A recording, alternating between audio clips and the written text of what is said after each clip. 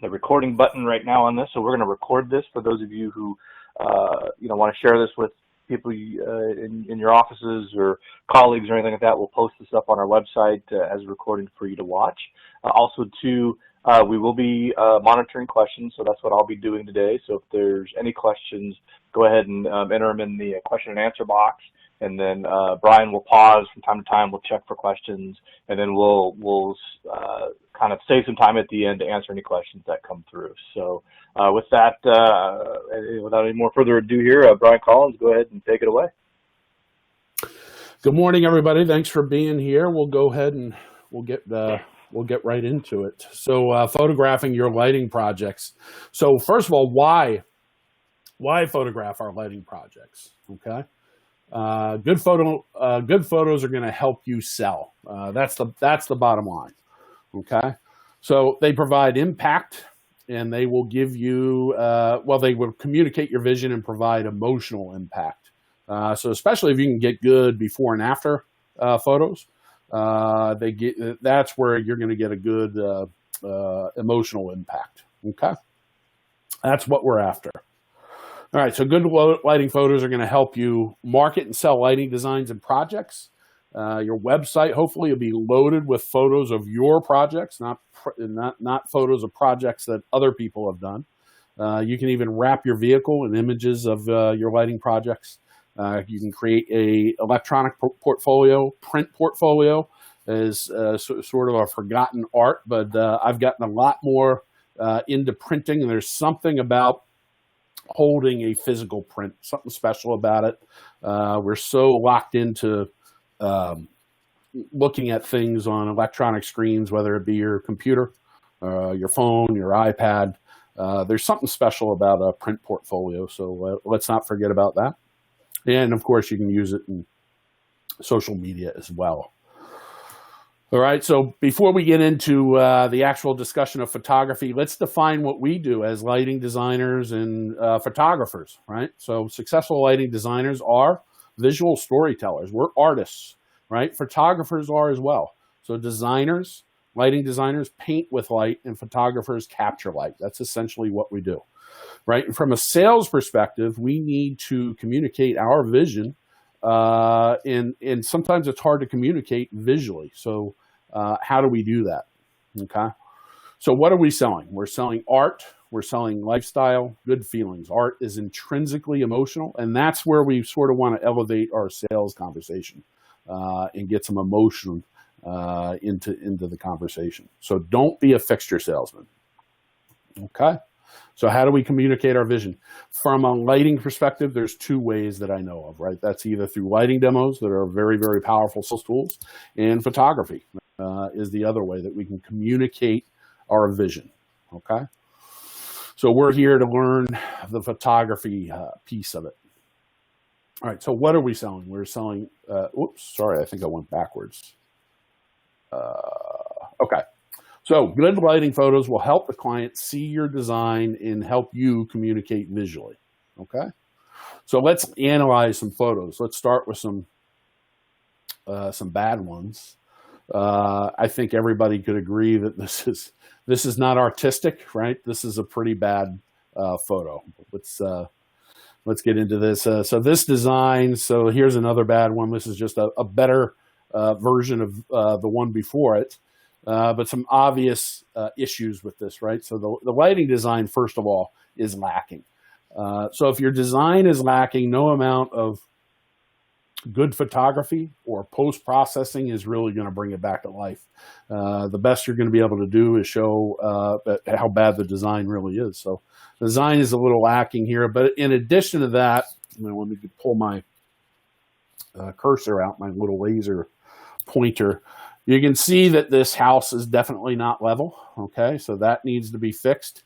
There's way too much foreground in here, so you could crop this, get rid of all this area in here, and then you need to bring the right side up, the left side down. Oh, by the way, and we'll start getting into this. One of the sort of the nature of low light photography is noise. So digital noise is all this grain that you see off to the right hand side.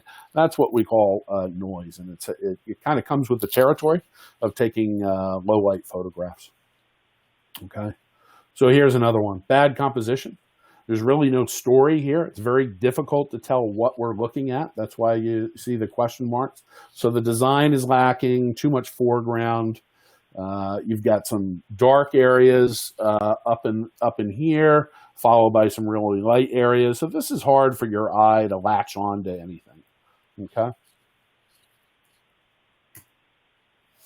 All right. So here's another thing. So just a little tip on taking photographs at night is try to keep your phone nice and level. So not just level from left to right, but also level from front to back. Okay. When you point the camera up, and a lot of times what we try to do, we'll try to point the camera up to fit something up high into the frame. You're better off zooming out with your feet. In other words, moving back from the subject. When you tilt the camera up, what you get is what we call converging verticals. So you can see this tree, the left side of this house. All of these on the left side are leaning in towards the middle. And then if we saw any verticals over here, you would see the opposite. You would see the right side converging in as well. So it's very, very important to try to keep your camera level, not just from left to right, but also from front to back. But in addition, all kinds of problems with this. Extreme dark areas, and then there's some blown out details in here. This is difficult to look at.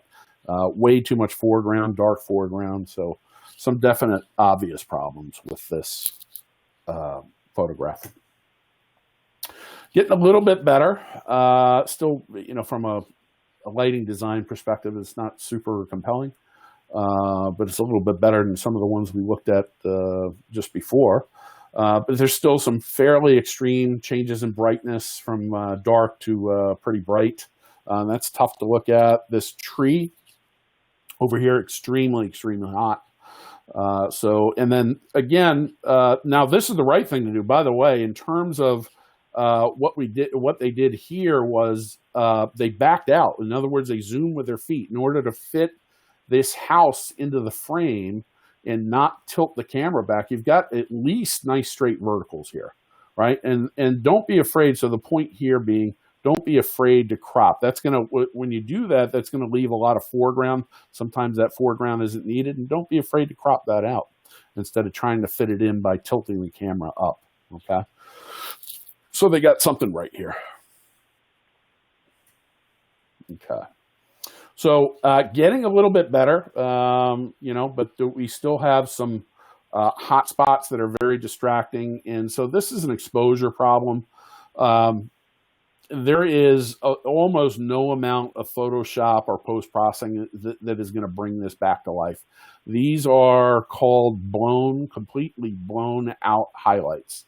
So that if I tried to reduce those highlights, really all that's going to happen in those highlights is they're going to turn dark gray. There is literally no texture in there. So that's what a blown highlight is when you've lost all the texture that's supposed to be there. It's completely gone. The rest of it's really not that bad of a photo. It's just that those really gnarly hot spots really detract from the photo overall. Okay. So again, here's some converging verticals, right? So the camera was pointed a little bit up so that you can see those verticals. On the right-hand side, they lean in, and on the left-hand side, they lean in towards the middle as well. All right. So, but other than that, also pay attention when you're out photographing. Things like this car really aren't adding anything to this picture. If somebody can move it, if it's the customer's car, just ask them to move it so that you can get a clean shot of this. So that's something that's distracting. Another thing that's a little distracting here is the fact that I've got one bright window and the rest of these are kind of dark. So try to get some consistency in the windows. What I like to do is have the customer pull all the shades or the blinds and then turn all the lights on inside the house, get a nice warm glow. But I don't want to see, the blinds will help eliminate any of this glare that you see right here. So just another little tip to get a nice clean photo. Okay. All right, so so I'm going to stop there and see if we have any questions with respect to bad photographs. Brian? I haven't seen any questions so far. We're doing good. Okay, so we're going to move into some better photographs, some good photographs, right? So what makes a good photograph, right? So good lighting design. They kind of go hand in hand, So, so we're starting out with a good, at least in my opinion, good lighting design here. This is Jai Musselman, who is our rep in Florida, and really one of the most talented designers I've ever come across. He's very, very good. We're lucky to have him on our team. So good lighting design, good, let me get my laser pointer out here. The other thing I want you to notice is I think this may be the first photograph we've seen where we've got some visual interest in the sky, right? It's not a jet black sky. So one of the things that I'm going to look for in a good photograph, in a wide photo, a wider view like what we have here, is some visual interest in the sky, so I don't have a jet black space up here. And there's only a certain amount of time. You only have about 45 minutes from about a half an hour past this, when the sun goes down, where you get this nice blue sky, where you can get some really good lighting, good wide lighting photographs. Okay, so good visual interest in the sky, good wide view, level horizon. My verticals are straight. Highlights and shadows are well controlled. There is, like, if you look from an exposure standpoint at these highlights here, even in the brightest highlights, there's detail in there. There's no blown out highlights. And even in here, in the darkest areas, if you really peek into these shadows, looks black, but there is still some detail in there. So there's really no jet black shadows and no completely blown out highlights. So it's a very well exposed photograph. Okay. So from the client's perspective, again, why are we taking these photographs, right? And hopefully, if you're not doing a lighting demo and you're showing a portfolio, whether it's digital or print, it should beg the question: can you make my property look this beautiful? That's really the question. You want to change the sales conversation to more of an emotional level, right? The fixture salesman is going to hand over a catalog, and they're going to say, "Hey, pick out whatever fixture you want." Whereas a good designer, good salesperson is going to elevate that sales process into the design. You want to talk about the design and get that customer thinking about what their house is going to look like or what it could look like. That's where we want to be. Okay. All right. So tell a story, answer a question. What is it? So this one, this is more of a, it tells us, tells the story of, hey, what does a path light look like? This is what it does, right? I try to avoid, I'm like Brian Qualls, I try to avoid path lights if at all possible. If there were some larger trees in here, I may have chosen to do some moonlighting in here, but hey, path lights work in the right application. We've got a good picture to prove it, right? So what does a path light look like? It's a lighting technique application photo. Good leading line. So starting out in this corner, your eye just kind of starts from that bottom corner and leads its way up, just like a path light should do. It just leads you right up the path, right? So from a photography standpoint, it kind of does the same thing. So that you've got this starting down in this corner and just leading your way up. So look for stuff like that. Look for leading lines that give you some visual interest in the photograph. And again, nice blue sky up here, some visual interest. It's not jet black. This is kind of, it's almost as bad as, if you've got a jet black sky, this is all black up here. That's almost as distracting as blown highlights or real bad hotspots. So just kind of keep that in mind. All right, so another good wide scene. This is actually one of my favorite photographs. We do have a little bit of blown highlights in here. But overall, this is just an excellent lighting job. I just like it. Yeah, it's still got some blue in the sky. Tells a story, right? What's the story here? I mean, it's just a backyard with a pool, and very easy for even a potential client to look at this and imagine themselves in this scene, right? And it tells the story of what well-designed landscape lighting can provide. Okay, soft, subtle, functional, secure. Okay. Before and afters are super powerful. When I do my design class, this is really when I get the oohs and ahs. So this is actually a photograph of a lighting demo I did. So we did a before and after. When I actually do a demo, I'll ask that customer to stay inside, and we'll knock on the door when we're ready for you to come out. We'll ask them to come out, and I bring them out and I show them their dark house and what it looks like dark. And then I take a remote control and I just hit the switch. And it's amazing how effective that is from a sales perspective. And again, I'm talking about you want to change that from a sales perspective. That's what we're trying to do, right? Sell. That's where we elevate that process to a more of an emotional level. And it's amazing how they will start asking you buying questions. What does the lighting look like if we do it over there? And what does this tree look like? And that's even with the on the photography standpoint, that's what you're after. Those are the kind of questions you want to hear, buying questions, right? So before and afters really work quite well, right? To show them this before and what their house looks like after. Okay. Day and night are also effective. Beautiful house up in northern New Jersey. Stunning house, but I like to think a well-designed lighting project can even make a beautiful house look even more beautiful at night, as I think this does the case here. So not lit during the day, and here it is lit at night, and here they are side by side. Powerful sales tool. And again, for you contractors out there that are doing lighting demos, man, don't be afraid to take pictures of your lighting demos as well. Those photographs can provide great follow-up. So if the customer doesn't buy it, keep those photographs, and you can use those photographs as a way to follow up a year later, 6 months later, and just say, hey, just letting you know we're out here, and here's what your house looked like without lighting, and here's what it looks like with lighting. Very powerful sales tool. Okay. All right. So another one, just beautifully lit brick home. And I like to show the architecture. You get some people that are afraid to like the architecture, but don't be afraid to photograph it. Don't be afraid to light it. It doesn't have to look like Disneyland. That's usually the objective we get. It can look nice and soft and subtle. Okay. All right, so some tips. Before we get into the tips, Brian, any questions that need to be addressed? So far, we don't have any questions. Nope, keep on going. Okie dokie.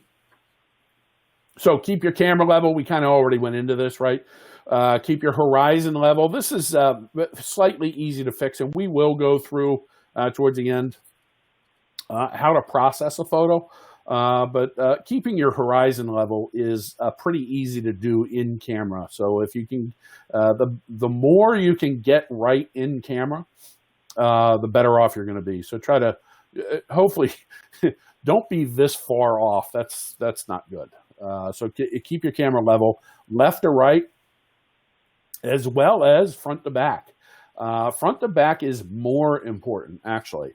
And while this is a very extreme example of tilting the camera back in order to get this tree into the frame, this shows you what converging verticals do. These lines that you see here converging at the very top should be straight up and down and not converging like that. And this, while a horizon is fairly easy to fix, converging verticals are not as easy to fix. Not impossible. This one would be impossible. There's no way you could fix these converging verticals in this photograph, and it would just look terrible.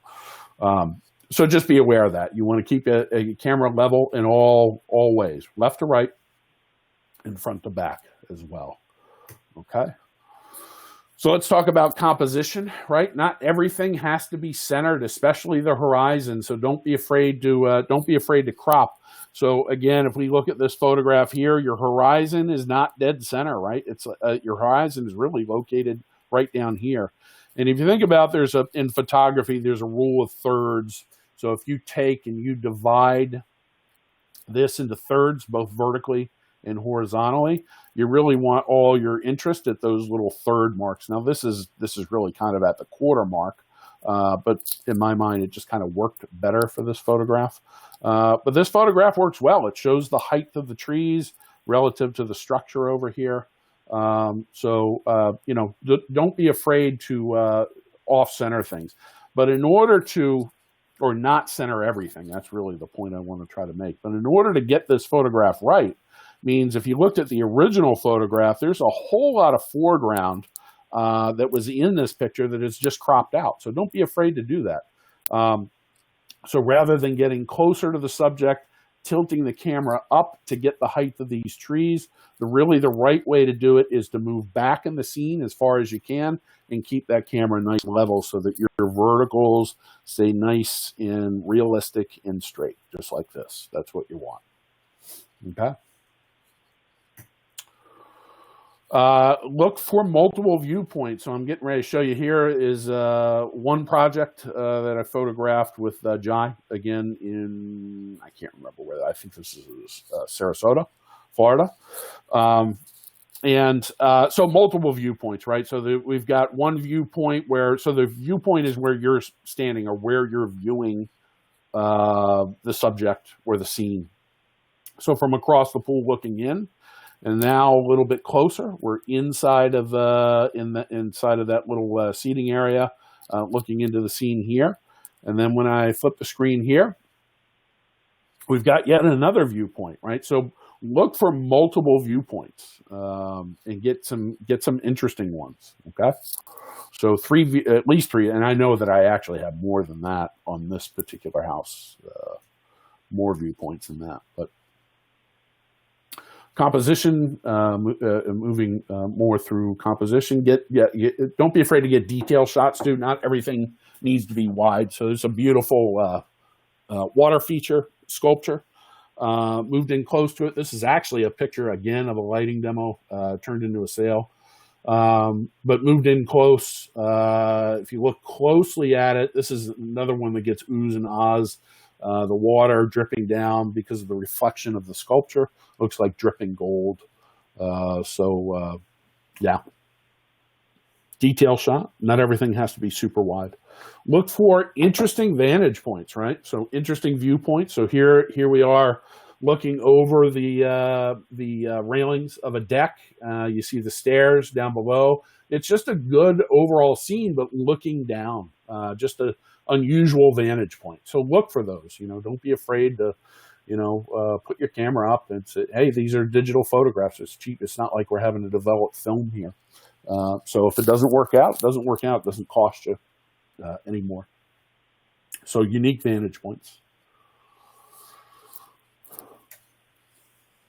This is actually the same house as that. So there's the deck up here where I shot that one photograph, and this is just down below looking out that way. But try to include your environment. You know, I probably should have cloned these out and photoshopped these little antennas. But the point is, especially if this was actually kind of breathtaking. It was a little lighter out, but just this is this is in Washington State. And just these beautiful rolling hills or mountains sort of in the background. So don't be afraid to include surroundings in the property too. It gives you a sense of place. Okay. All right, show direction, right? So we can show direction as well. Good lighting will tell us how to move through the property. So you can start to, you know, with a picture like this, you can talk about design and you can elevate your conversation and sort of show off how much you know about design, right? So we have two clear focal points in this photograph here. So the first focal point is the entry way into this walkway. Second focal point is at the end, and what's in between is the transportation. You don't have to know anything about lighting to understand how to use this property. I know this is the brightest, this is my entry, this is how I get from point A to point B. Setting up this and composing this photograph the way it did just kind of tells a story all by itself without having to use any words at all. So it works well that way, showing direction. Okay. All right. So, Bri, any questions on tips, composition? Yeah, we actually got a couple in. Okay. So going back to the brick house, I think this is kind of more of a question on design than photography. But way back on the brick house looked like it had lights on the roof to light up the dormers and the chimney. Can you talk about that, please? Okay, so this was, I didn't do this particular projects, so this is in St. Louis, or just outside of St. Louis, but there were bullets on here, and if I'm not mistaken, these were used with our CCT lamps, so they are MR16, but we were able to dial those MR16s in, both color, temperature, and through dimming, each one specifically, so while it seems like a lot of firepower to throw at a dormer, being able to really adjust or fine tune that CCT adjustable CCT lamp works quite well, in my opinion. And I think in addition to that, so I'm not sure if this is part of the question or not, but those bullet lights are attached to the gutters. So there are some gutter mount brackets that are available, so that way we're not having to drill into the eaves or drill into the roof. And then they have a knuckle on the side of them, so that way it gives you that ability to be able to aim them at the dormers. And what this does, both kind of I think in the photo and as far as the design, is it kind of visually enhances this scene. It tells, going back to what Brian was talking about, telling the story. If we didn't have those dormers, we didn't have the arch on the left side lit up above, the side there, then the top of this house at night would look like it was chopped off.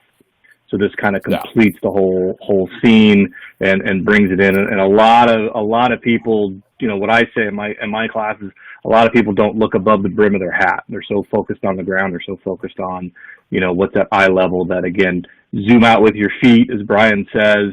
And, something like this, I think it's, you're talking about adding 4 lights maximum, maybe, to really, set this scene off. So I hope that answers the question. Anything to add on that, Brian? No, I think okay. You nailed it. Yeah. By the way, I don't think I have them in this photograph, but again, before and afters are very powerful, and you could show a before. This is actually be a good one to do a before and after first level lighting. So just showing the first level of the lighting versus the second level lighting, because you get this question a lot. Do I really need to light these dormers? Well, it's an architectural feature that's interesting, right? And if you don't light it, it's not as interesting to look at.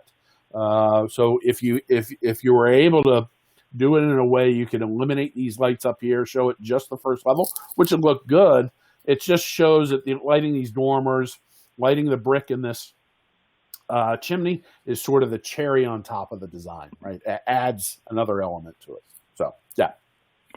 Okay, the next question has to deal with the perspective ones that had the 3 different directions. So next in your presentation, and the question was, how come the pool lights weren't turned on, or why are they not part of the scene? Pool lights must be at the wrong one. Yeah, the one with like I said, that one there. Oh, I do. I found them to be distracting. I had plenty of. I spent a lot of time in this back because I just love the Moorish architecture tile, just very slick. And I had plenty of photographs with this pool turned on, but I really kind of wanted to focus on with this photograph, just focus on some other things, what we were doing with the palm trees and so forth. But the answer is yes, I took all kinds of different pictures with this, including with the pool in all kinds of different states, red, blue, all different colors. So hopefully that answers that question. If I could, and if I can add to it too, and if you take our design course, we talk about reflections when you can use it. So you can see here in the picture at the bottom, we're getting a reflection of that structure, where if those pool lights were on, that interest would or that effect would completely go away. So that's even a better shot there. So you can see we've got the reflection in the pool. And then Brian, too, I don't know if you've talked about it yet or not, but talk about it. It looks like it's done on this as well, that oftentimes you'll wet down the hardscape in your photos to get that reflection a little bit. So I learned that trick completely by accident. So the first one, which was the brick house, where I had a before and after, actually rained out, and it was kind of stunning how good the walkway looked. And we actually, Jael, remember, or he did, not me, wet down this walk, and it's another, you get some nice reflection in there. It just adds another, from a photography standpoint, just adds another dimension to it. So if you have somebody, if you have an assistant, so to speak, have them run around and wet some of the walkways down. It just adds another dimension to it. Okay. Perfect. Yep. All right. Thank you, Brian. Any other? Yep. Any other? We're good on that. We're good. All right. So let me get back to. All right. So the best time to shoot is twilight or blue hour. Photographers will call it blue hour. And that's really good for your wider shots. So when I say wider shots, it includes the whole property, and you're going to include some sky in there, right? So you want some visual interest in that sky. And one of the best ways to figure out what time you're going to start shooting is to use this app. Okay. This is called the Photographer's Ephemeris. It is an app that you can download for Android. It is an app that you can download for iOS. And those are both paid apps. I can't remember how much they are. I think it's not cheap as far as apps go, about $6. But there is also a free version, web version, or a browser version of it. So if you go to photoephemeris.com, that will bring you to, let me get my little laser pointer out. That will bring you to this web page here. And this is all the information that you need right here. So when you go to that, it pops up a little map. And this little pin I can pick up, and I can move that to anywhere in the world. So this is supposed to be, or is supposed to be, where your property location is. And what this little bit of information is going to tell you is, on this particular day, this happened to be Thursday, April 16th, this is where the sun is going to come up, and the sun's going to swing around and come down here, and this is where the sun is going to set. So it tells you where sunset is. Down here, just in case you wanted to know, this is where your moon is going to rise and your moon is going to set, okay? Now, in terms of exactly what time these things are going to happen, this is what you're looking for right here. So sunset is at 1937, which is 7:37 for regular time, non-military time. So 7:37, that's the sunset. And then between that time and this, where you see these three little things here, these are all the different phases of twilight. So between sunset and civil end really isn't a great time to photograph, because it's still between sunset, the time the sun goes down, and roughly about a half an hour after that, it is still relative. It's really pretty much daylight out, even though the sun has gone down below the horizon. It's still too bright out, excuse me, to get any effective lighting pictures. Now, you can take, in this time, you can, between sunset and civil end, you can get some establishing shots, some before shots and things like that. But in terms of lighting photographs, not much is going to happen here. What we're waiting for is this time right here. So this is about 30 or more minutes after sunset. And this will change. This amount of time between sunset and nautical end is going to change depending on where you are on the map and what time of the year it is. So that's why this photographer's ephemeris is so useful. But this is the prime time between these times. It's about 45 minutes. And what we're looking for is that deep, dark, rich blue sky that's so beautiful. It's almost surreal.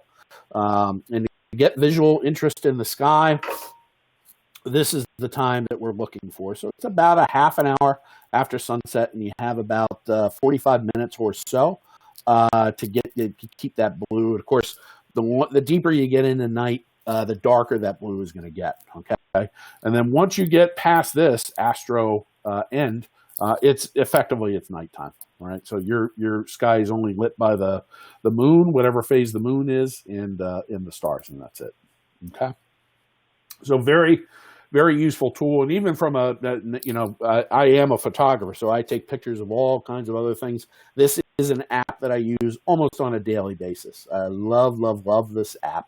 And I can pre-plan and do a whole lot with this particular app. All right. So there's the free version, and you can pull this up even if you don't want to invest in the app. You can set yourself up with a shortcut, a bookmark within your phone's browser or iPad browser to bring you right here and get you to where the information you need to. So that's the photographer's ephemeris. So let's talk about mobile phone photography, and it's amazing how far we've come even in the past year. But I'll talk about most modern mobile phones right now, and let's talk about mobile phones that have been made in the past 5 years. And these are capable of taking excellent low light photos.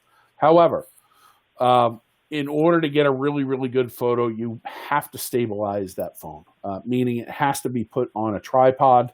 You can't have any camera shake, which means you're going to have to activate the shutter either remotely through a smartwatch or through a Bluetooth remote control, or through a timed shutter. So you can set up within your app, you can set up a shutter. I'll click the button and it won't actually fire the shutter till 5 or 10 or 15 seconds later. But you don't want any camera shake, right? So this is how we get a nice, clean, stable picture. You got to put it on a tripod. It's got to be stabilized.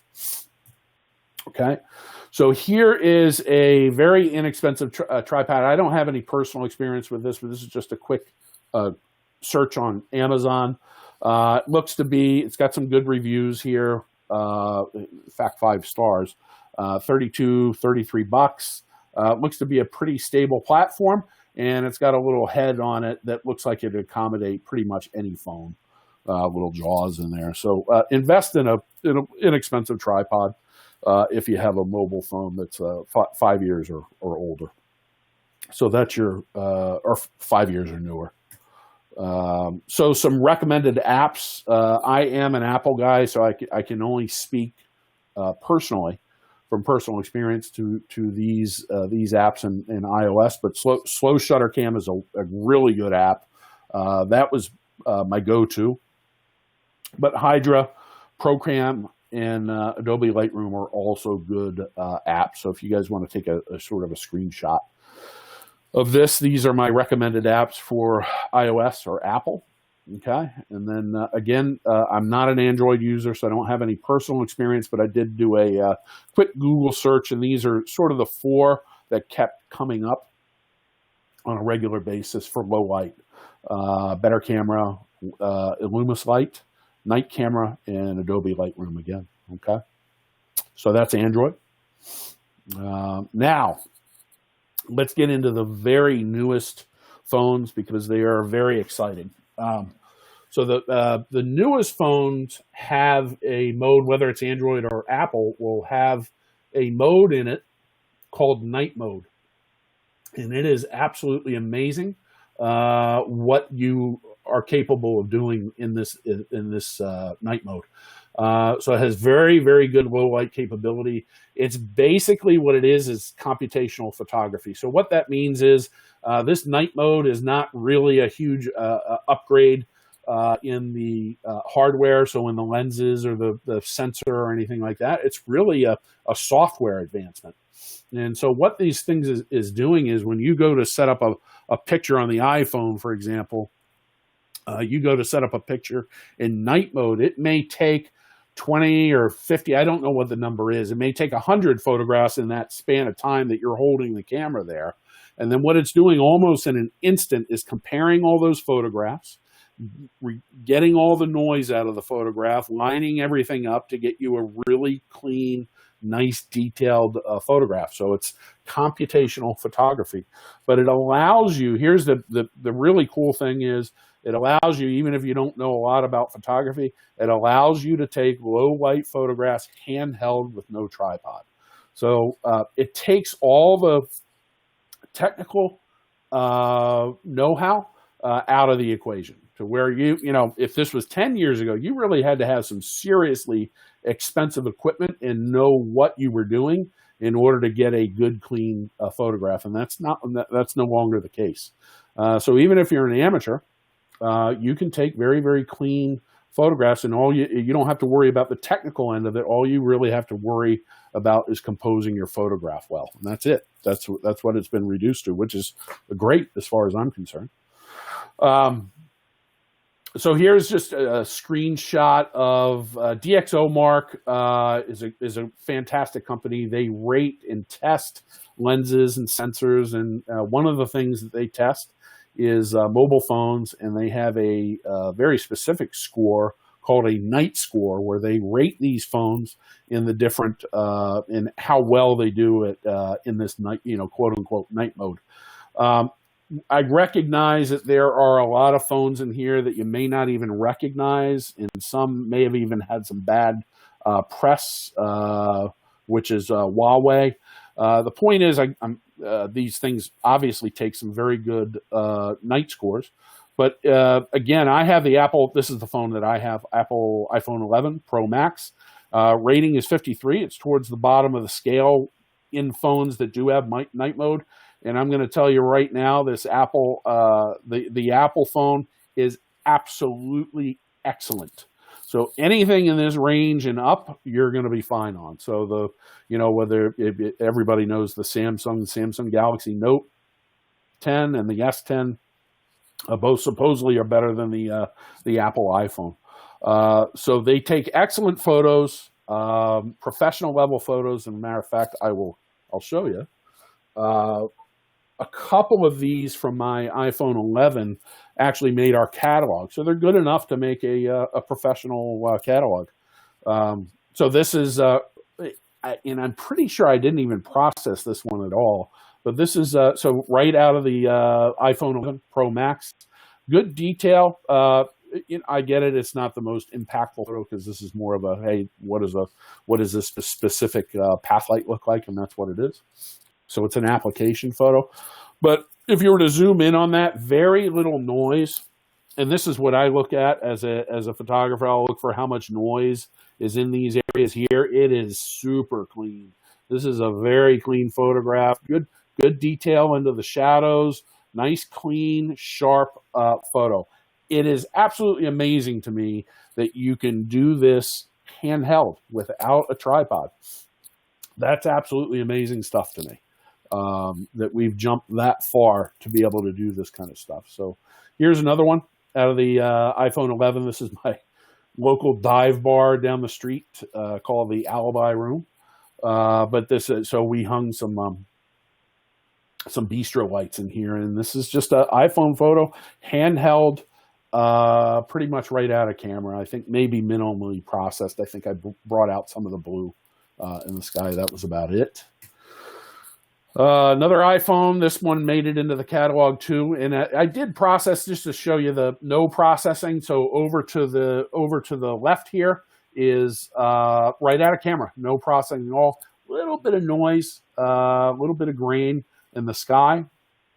But the sky's a little bit saturated for my taste, so I just processed it. I desaturated the sky a little bit. Reduced some of the noise and applied a little bit of sharpening.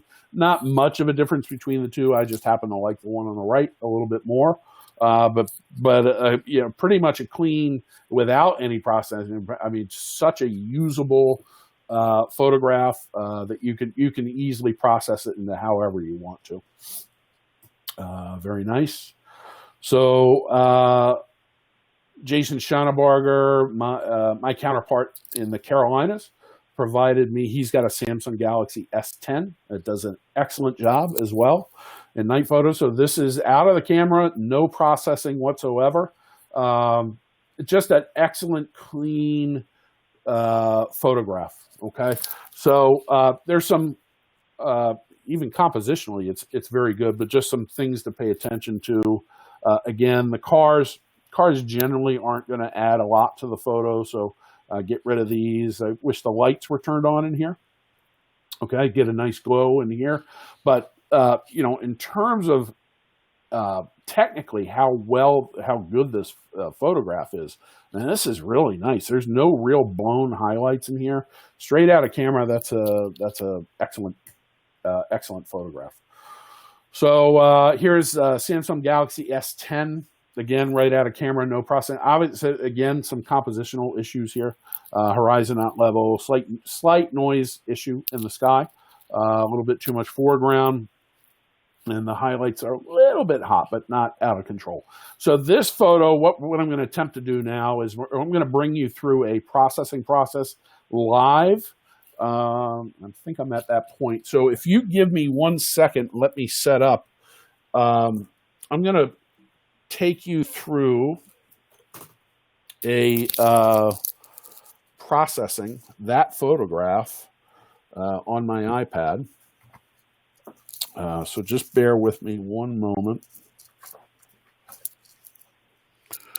Now let's get this going. Okay.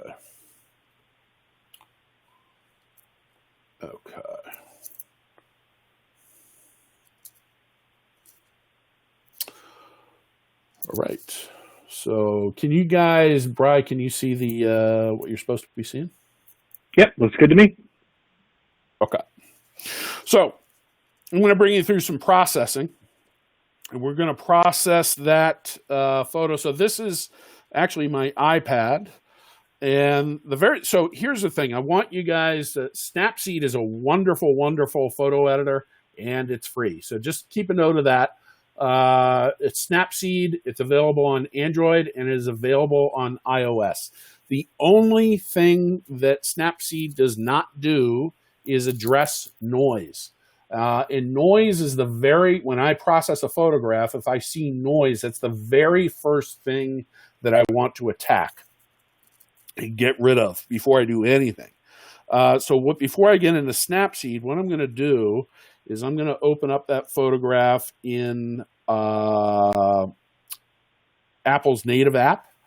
I'm going to hit that.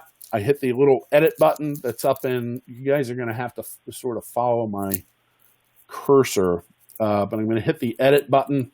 So here's Apple's native app. Now let me also address Android. Again, I don't have a lot of experience with Android, but I'm going to make the assumption that Android has a native app or some sort of app where you can get it in there and address noise. And this just happens to be Apple's. So I'm actually just sliding my finger up to move the menu down.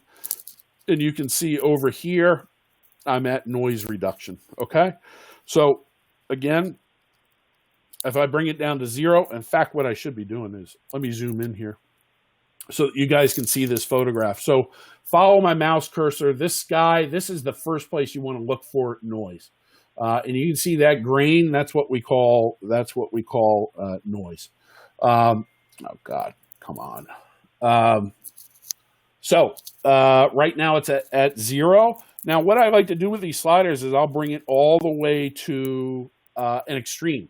So that's 100% noise reduction. You can see what happens there. It gets rid of the noise here, but also what it does is muddies up the details in these trees. So it's a fine balance that we have to make here, okay? So I'm going to, I'm sorry about that, guys. I've got family texting me in the middle of this thing. I'm going to bring this back down, and right around the 40 mark is right about where I want to be. So we still have a little bit of noise in here, but that's, when we zoom back out, that's perfectly acceptable, but we still have some detail in these trees. So it's a fine balance that you kind of have to strike there. But that's the very first thing I do when I do post-production is attack the noise first. All right, so I'll click the done button up here, and then I can open up this edited photo. I can open this up in Snapseed, right? So I'll click open. open an image. I can open this guy up, and here we are. So here's the photograph, and we're going to go ahead and we are going to process this guy. And there's only a few things that I want you guys to worry about, and that is, follow my mouse cursor up here. That is perspective, crop, details, and tune image. And I'm going to kind of do this in reverse. It's just kind of my personal choice. But the first thing I'm going to do is I'm going to get into this perspective control right here. And that's going to bring up this menu. And perspective is going to allow me to straighten out this house. The house is not supposed to be falling down a hill. It's supposed to be nice and level. And so what I'm doing, you won't, obviously I'm doing this again on an iPad, and I'm sliding my finger back and forth from left to right. And that's what this is doing right here. So I'm going to get this till it's just about right in there. That looks about level right there. And then I lift up my finger. And if I'm happy with that adjustment, then what I'm going to do is, if you follow my mouse cursor down here, there's a little check mark. I'm going to hit that little check mark, and that applies that change to that photograph. I'm going to come back up here. I'm going to hit the little pencil, and then I'm going to get into, follow my cursor up here. I'm going to hit this little crop button up here, and that's going to put me into the crop tool. And you can come across here. We had the question earlier, or on my other webinar, you can get into different ratios, 3:2, 4:3, 5:4, 7:5, and sort of here's what they look like. For this particular photograph, I'm just going to freeform it, right? Because I want to make the adjustment myself. So I'm going to hit the little free, and then what this does is gives me a little bounding box where I can adjust all four sides of this however I want to. So what I want, my object with this particular photograph is I want to bring these right and left sides in. I want to get rid of some of these bright trees. And I don't want as much of that tunnel effect that I'm seeing with all those trees there. I still want to include them, but not as many. All right. I want the trees not to provide a tunnel effect. I want the trees to give me a frame. And that's the object. Obviously, we have too much foreground in here. So I'm going to bring that, I'm going to cut most of that out. And if you notice, I kind of talked about this rule of thirds. Follow my mouse cursor again. This thing actually gives you a rule of thirds indicator right here. So you want to put your most important focal points at these corners here if you can. So I'm going to kind of break that rule here, but at least I'm going to get that third mark here right at the top of the roof. If I bring that third mark down here, I just think that's too much foreground, but just so you know. All right, so right about there, and we're going to leave. I'm not going to crop in. I want that height to be there because I like to see the tops of the trees, and I'm happy with that. So with that crop, and I'm going to hit this little check mark down here and apply that change. Okay. I'm going to bring it into Tune Image. So I hit the pencil mark again right here. I hit Tune Image up here, and that's going to bring up another menu. Now, if I slide my finger up and down, that's going to get you into this little menu here, which is brightness, contrast, saturation, ambience, highlights, and shadows. Really, the most important ones here are highlights and shadows. I just want you to really concentrate on those. These phones really, you shouldn't have to adjust the brightness, contrast, saturation. You may play with a little bit. So I'll show you what that looks like, and I'm going to show you again when I get into it. I bring it to an extreme to see what it does. So you can see oversaturating can get away from you really quick and give you a really gnarly, unnatural look. I almost never go over 5. And in some cases, I may desaturate. I may actually bring it down below 0. I think with this one, right around 3 looks pretty good for me. Okay. And by the way, here, let me bring it up so where you can see a real change. So here's saturation at 31. If you wanted to see what it looked like before you did the saturation change, you hit this little button up here. When I hit that, that'll show you what the before was. And when I lift up, it'll show you what the after is. So you have a good before and after as well. But again, I'm going to bring this down right around the probably 2 or 3, which is very subtle, okay? So that's saturation. These are the important ones down here, which is highlights and shadows, okay? Highlights are important, and you can do a huge amount. It's a very subtle adjustment. What highlights are doing is they are concentrating on the very brightest things in this picture, okay? So it's only going to adjust the very brightest things. So if I bring it up, it increases the highlights, and typically what you're going to do is bring your highlights down below 0. And I kind of like it right around here, personally, right around there. Maybe a little bit more, almost at the max. And I can do a before and after. You can see that the change is going to be very, very subtle. So I'll do here's the before, and here's the after. Very subtle. You can see it's only working on the very brightest things in that picture. Okay.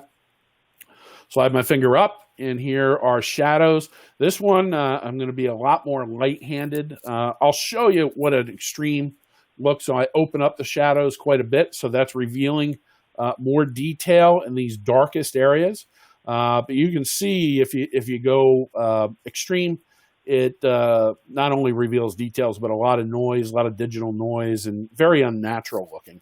So again, don't be so heavy-handed on the shadow. I just want to see a tiny bit of detail. It's okay for you to have dark areas in there. It's a night image, right? But I want to see a little bit of detail in there. So probably right around here is good, okay? And then here's the warmth slider too. You usually won't have to play with this, but just so you know, it can kind of change the overall tones from warm to cool. Okay, so I'm on the warm slider right now, adjusting it more towards warm, and back below 0, adjust it more towards cool. So this is almost like CCT, right? Kelvin temperature. And where I want to get this is right about there. I just want a little more warmth in that house. That's what I'm looking for. Right about there. Okay, so that's good. Got a good before and after. So I'll hit here's the before. Very subtle changes. It's not huge, right? So that's the before, and that's the after. Very subtle. Okay. When I'm happy with my changes, I click the little check mark down here. Boom, hit the check mark. It applies the changes, and we are almost done. I'm going to do one more. I'll hit the little pencil mark here. And I'm going to go to this detail slider here and show you that, and then we're done. So hit the detail slider. This is sharpening. There's 2 ways that you can sharpen within this application.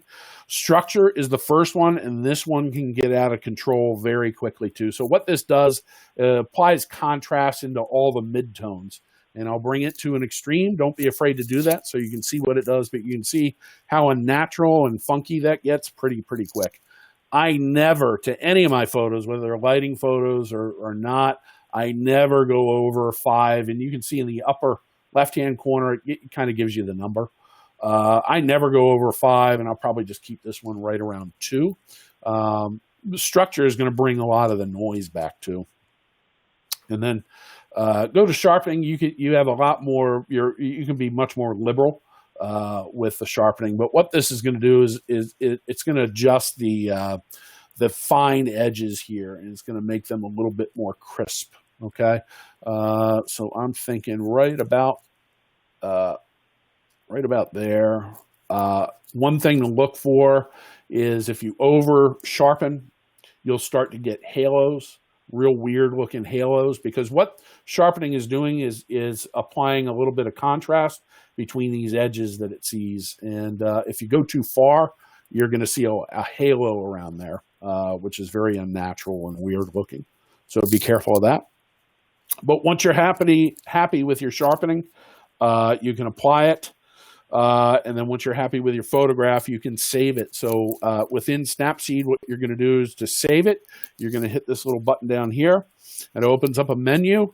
And there's 2 ways you can save that. You can save it, which is going to save the original file that you opened up. I would stay away from that. I always like to keep the original in there in case I want to rework it some other way. So I save this as a copy, which leaves the original file intact, right? So I just hit save a copy, and that would save a copy, and then you have your reworked photograph.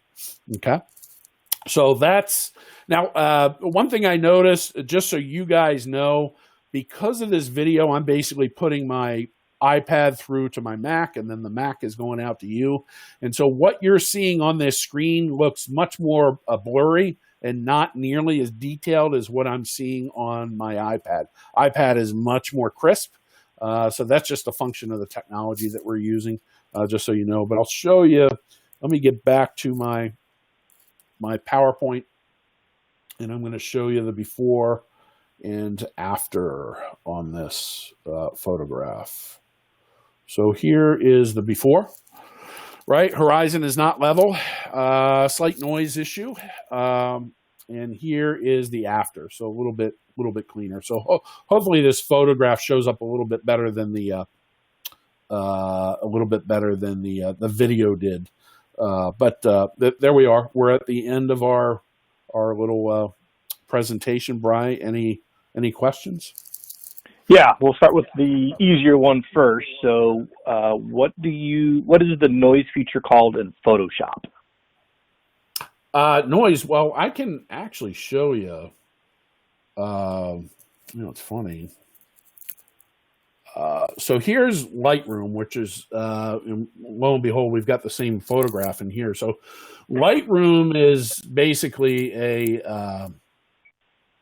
in fact, I don't do any noise reduction in Photoshop. All of that is done. I do different things. When I actually do processing, I do different pieces of software do different things better. And for noise in an Adobe product, this is what Lightroom looks like, and there is actually a slider for noise, okay? And that is located down here. So you've got sharpening, and then you've got noise reduction here. And you can reduce color noise. You can reduce your sensor noise, which is this guy right here.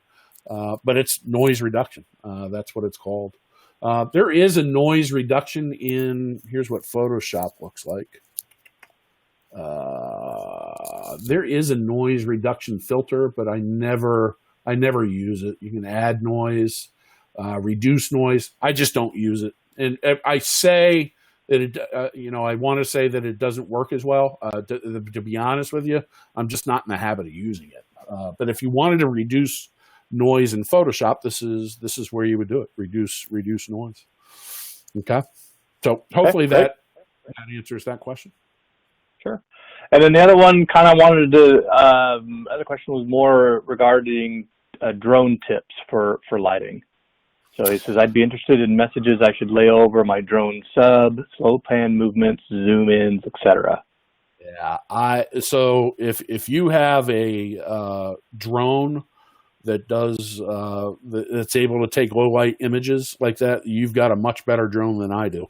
I have a DJI Maverick. I have a Mavic. It's a little guy, but it flat out. I've tried it several times. It just for me, it just doesn't do very well in low light. I can't recover anything. It's so noisy. It just doesn't work. So I can't answer the question because I don't have the hardware that's capable of doing it. No. So sorry. Okay.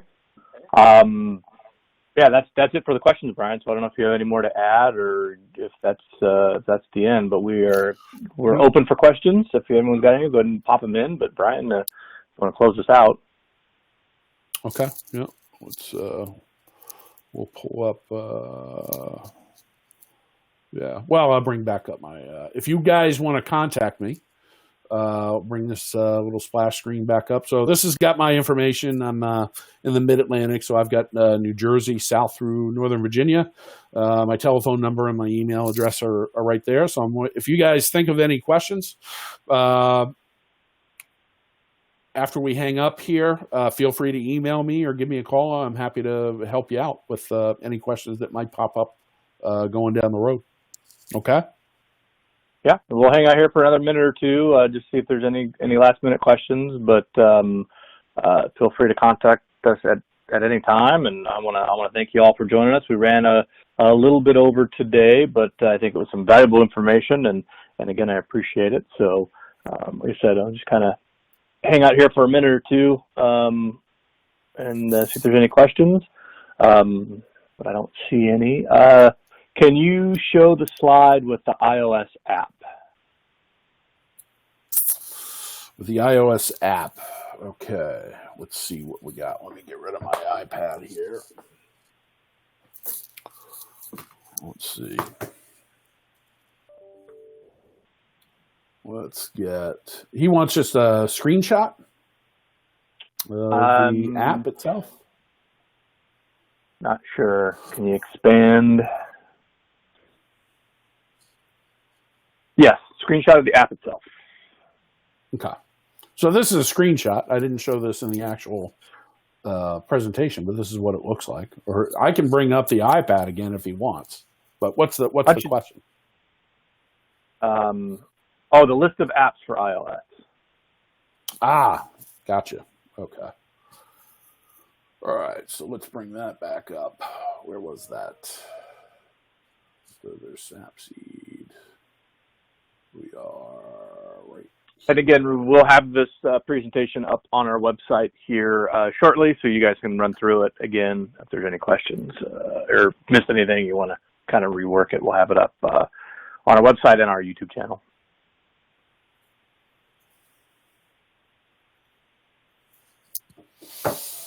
So that's iOS, and there's Android if you want to get a screenshot of that.